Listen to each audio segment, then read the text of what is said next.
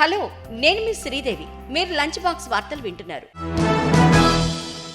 Commercial gas cylinder ధర 21 రూపాయలు పెరిగింది. నేటి నుంచి వీసా లేకుండానే భారతీయులు మలేషియాలోకి ప్రవేశించవచ్చు. ఎన్పీఎస్ లో మరో పెద్ద మార్పు. ఇవే కాకుండా బిజినెస్, పర్సనల్ ఫైనాన్స్ కు సంబంధించిన వార్తల కోసం ఈ లంచ్ బాక్స్ లో తెలుసుకుందాం. చమురు మార్కెటింగ్ కంపెనీలు 19 కిలోల వాణిజ్య గ్యాస్ సిలిండర్ల ధరలను పెంచాయి. ఢిల్లీలో ఇప్పుడు 21 రూపాయలు పెరిగి 1796.50కి చేరింది. గతంలో సిలిండర్ 1775 రూపాయలకి లభించేది. 14.2 కేజీల డొమెస్టిక్ గ్యాస్ సిలిండర్ ధరల్లో ఎలాంటి మార్పు లేదు. ఢిల్లీలో 903 రూపాయలకి అందుబాటులో ఉంది. మెరుగైన వినియోగదారుల డిమాండ్ నేపథ్యంలో 8 ప్రధాన నగరాల్లో రెసిడెన్షియల్ అమ్మకాలు ఏడాది ప్రాతిపదికన 22% పెరిగాయి. మరియు జూలై, సెప్టెంబర్లో కొత్త ప్రాజెక్టులను ప్రారంభించే రేటు 17% పెరిగింది. Real estate digital platform proptiger.com ఈ సమాచారాన్ని ఇచ్చింది. నివేదిక ప్రకారం ఈ సంవత్సరం 3వ త్రైమాసికంలో 8 ప్రధాన నగరాలు Delhi NCR, Mumbai metropolitan region, Chennai, Kolkata, Bengaluru, Hyderabad, Pune మరియు అహ్మదాబాదుల్లో రెసిడెన్షియల్ యూనిట్ల అమ్మకాలు 1,01,220 యూనిట్లకు పెరిగాయి. గత ఏడాది ఇదే కాలంలో ఈ సంఖ్య 83,220 యూనిట్లుగా ఉంది. ప్రస్తుత ఆర్థిక సంవత్సరం 2023-24 రెండవ త్రైమాసికంలో జూలై, సెప్టెంబర్ మధ్య దేశ ఆర్థిక వ్యవస్థ 7.6% చొప్పున వృద్ధి చెందింది. ఈ ఆర్థిక సంవత్సరం తొలి త్రైమాసికంలో ఏప్రిల్ నుంచి జూన్ వరకు జీడీపీ 7.8%గా ఉంది. గత ఆర్థిక సంవత్సరం 2022-23 రెండవ త్రైమాసికంలో జీడీపీ 6.2%గా ఉంది. రెండో త్రైమాసికంలో జీడీపీ 6.5%గా ఉంటుందని ఆర్బీఐ అంచనా వేసింది. అంటే రెండో త్రైమాసికంలో ఆర్థిక వ్యవస్థ ఆర్బీఐ అంచనాల కంటే వేగంగా వృద్ధి చెందింది.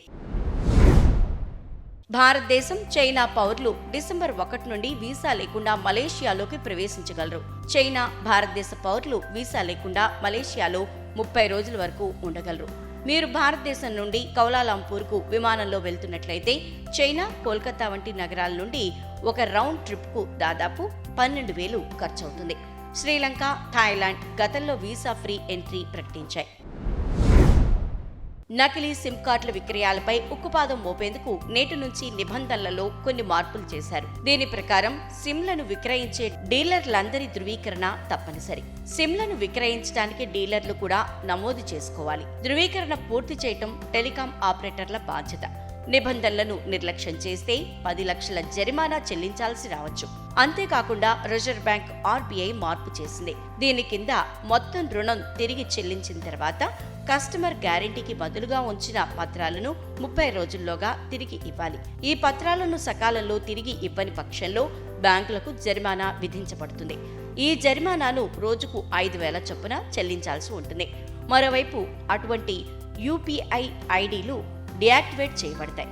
దీని నుండి 1 సంవత్సరం పాటు ఎటువంటి లావాదేవీ జరగలేదు. అటువంటి ఐడీలలో అంతర్గత లావాదేవీలు సాధ్యం కాదు. అంటే నిధులు లేవు, కానీ చెల్లింపులు చేయగలుగుతారు. నిబంధనలను ఉల్లంఘించినందుకు బ్యాంక్ ఆఫ్ అమెరికా మరియు హెచ్డిఎఫ్సి బ్యాంకులపై రిజర్వ్ బ్యాంక్ ఆఫ్ ఇండియా ఆర్థిక జరిమానా విధించింది. ప్రవాస భారతీయుల నుండి డిపాజిట్లను స్వీకరించడానికి సంబంధించిన నిబంధనలను ఉల్లంఘించినందుకు ఈ 2 బ్యాంకులకు జరిమానా విధించబడింది. జరిమానా మొత్తం 10,000. ఇది కాకుండా ఆర్బీఐ దేశంలోని 3 సహకార బ్యాంకులు అంటే Dhrangadhra peoples cooperative bank, Pataliputra central cooperative bank మరియు మండల్ నాగరిక్ కోఆపరేటివ్ బ్యాంకులను వేర్వేరు కేసుల్లో చేర్చింది. ఇంతకు ముందు కూడా ఆర్బీఐ ఇటీవల అనేక సహకార బ్యాంకులపై జరిమానాలు విధించింది. ఎన్పీఎస్ ఇన్వెస్టర్లు ఇప్పుడు వివిధ అసెట్ క్లాసుల కోసం 3 పెన్షన్ ఫండ్ మేనేజర్లను ఎంచుకోవచ్చు. పీఎఫ్ఆర్డీఏ ఒక సర్క్యులర్ జారీ చేసింది. ఎన్పీఎస్ సభ్యులు ఇప్పుడు వేర్వేరు ఆస్తుల తరగతులకు 3 పెన్షన్ ఫండ్ మేనేజర్లను ఎంచుకోవచ్చు. వారు వేర్వేరు పెన్షన్ ఫండ్లను ఎంచుకోవచ్చు. నిర్వాహకులు మీరు వివిధ పెన్షన్ ఫండ్ మేనేజర్లను ఎంచుకోవచ్చు.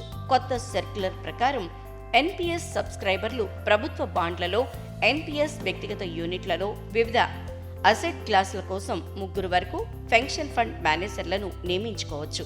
కార్పొరేట్ బాండ్లు, ప్రత్యామ్నాయ బాండ్లు అందుబాటులో ఉన్నాయి. అసెట్ క్లాస్ మొదటిసారి పెట్టుబడిదారులు మాత్రమే దీన్ని చేయగలరు. ఇవి ఈ రోజు లంచ్ బాక్స్ కబుర్లు. మరిన్ని బిజినెస్, ఫైనాన్స్ వార్తలతో రేపటి లంచ్ బాక్స్ కబుర్లతో కలుద్దాం. అంతవరకు రేడియో Money9 వింటూనే ఉండండి. మరిన్ని పర్సనల్ ఫైనాన్స్ వార్తలు, విశేషాల కోసం Money9 యాప్ ఇప్పుడే డౌన్లోడ్ చేసుకోండి. Thank you.